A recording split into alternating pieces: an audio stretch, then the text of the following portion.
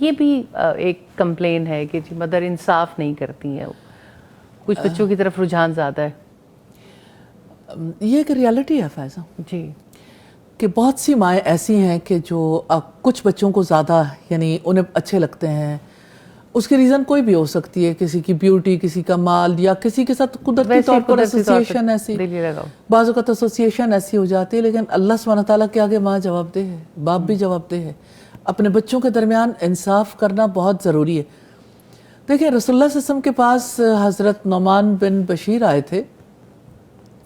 ان کے یعنی ایک ہبہ کا معاملہ تھا کہ ایک بچے کو انہوں نے ان کے والد نے جو ہے وہ کوئی چیز ہبہ کی تھی اور باقی بچوں کو نہیں کی تھی. تو ان کی والدہ نے کہا تھا کہ میں اس پر اس وقت تک ایگری نہیں کروں گی جب تک کہ رسول اللہ صلی اللہ علیہ وسلم سے اس کا آنسر نہ آ جائے. میں ایک عدل کرنے والی ماں کی بات آپ کے سامنے رکھنا چاہتی ہوں. تو اس پر یعنی وہ رسول اللہ صلی اللہ علیہ وسلم کی خدمت میں باپ بیٹا گئے تو آپ نے باپ سے پوچھا کہ جو کچھ آپ نے اپنے بیٹے کو ہبہ کیا کیا وہ باقی لوگوں کو بھی ہبہ کیا؟ تو انہوں نے کہا نہیں. تو آپ نے فرمایا میں ظلم پر گواہ نہیں بن سکتا. تو اس سے ہمیں یہ پتہ لگتا ہے کہ عدل جو ہے وہ کتنا زیادہ ضروری ہے. جہاں عدل نہیں ہوتا تو ظاہر ہے کہ ایک تو تلخی ہے نا، رشتے میں جو تلخی آتی ہے. دوسری بات یہ ہے کہ یعنی انصاف نہ ہونے کی وجہ سے پھر ٹوٹ پھوٹ بہت شروع ہو جاتی ہے، خاندان بکھر جاتے ہیں، بہن بھائیوں کے درمیان یعنی ایک مقابلے بازی بھی شروع ہو جاتی ہے. بعض اوقات مقابلے بازی نہیں بھی ہوتی تو تکلیف اپنی جگہ پر ہوتی ہے. اور کتنی عجیب بات ہے کہ کوئی ایک ماں اپنے ایک بچے کو صرف مال کی بنیاد پر پریفرنس دے اور دوسرے بچے کو وہ پریفرنس نہ دے. کچھ مائیں ہوتی ہیں جو بیٹوں کو زیادہ پریفرنس دیتی ہیں، بیٹیوں کو اتنی پریفرنس نہیں دیتی. کچھ مائیں ہوتی ہیں جو بیٹیوں کو پریفرنس دیتی ہیں، بیٹوں کو پریفرنس نہیں دیتی.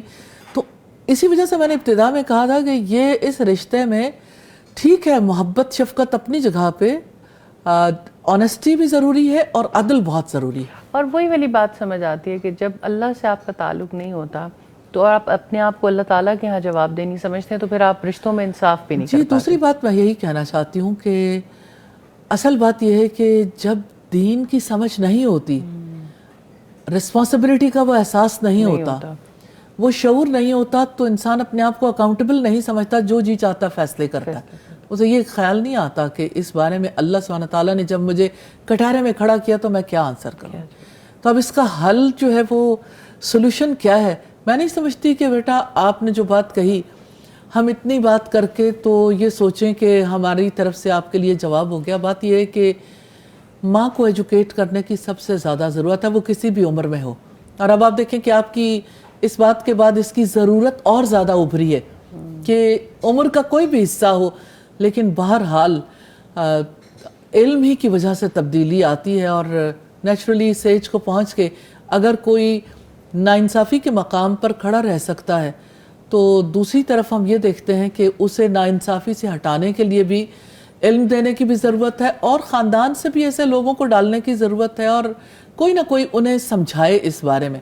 اور میں نے نارملی دیکھا ہے کہ ایسی مائیں سمجھتی نہیں ہیں، جن کے پاس نالج نہیں ہے وہ سمجھتی، جو گاڈ فیئرنگ نہیں ہے نا، خدا خوفی نہیں ہے تو کیسے کوئی ماں سمجھے گی. ابھی استاذہ میری پچھلے دنوں ملاقات ہوئی ایک خاتون سے جن کی عمر خود بھی ماشاءاللہ وہ شی از اراؤنڈ 50، اور انہوں نے مجھے بتایا کہ اور اکلوتی بیٹی ہیں اپنی والدہ کی، اور والدہ کا رویہ ان کے ساتھ بہت ناروا ہے اور بہت ہی زیادہ تلخ ہے، اور کسی طرح سے بھی مطلب وہ انصاف تو دور کی بات، بہت ساری چیزیں. سوال ان کا یہ تھا کہ کیا اس حال میں بھی مجھے اپنی والدہ کا فرما بردار رہنا ہے؟ جی بالکل، وہ تو اللہ سبحانہ تعالیٰ کا حکم ہے، جو انہوں نے کیا اس کے لیے وہ جواب دیں. یعنی جو ان کی طرف سے وہ ہے یہ، لیکن اولاد کے لیے کیا حکم ہے؟ اولاد کی ذمہ داری ختم نہیں ہوتی. اولاد کی ذمہ داری